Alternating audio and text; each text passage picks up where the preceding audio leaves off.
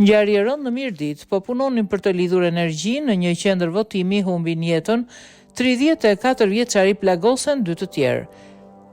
Një ngjarje e rëndë ka ndodhur në Klos Rëshen ku një punonjës i OSHE, Emiliano Bunga, ka humbur jetën gjatë kryerjes së punimeve për furnizimin me energji elektrike të një qendre votimi, ndërsa 2 punëtorë të tjerë janë plagosur dhe janë transportuar me urgjencë në spital.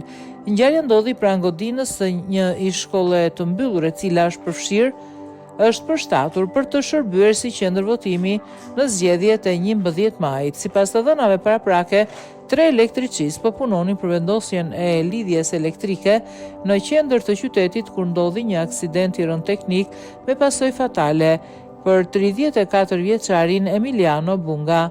Autoritetet kanë nisur hetimet për të zbardhur shkaqet e plota të incidentit, ndërkohë që OSHE dhe strukturat zgjedhore në zonë janë angazhuar për garantimin e vazhdimësisë së përgatitjeve për zgjedhjet.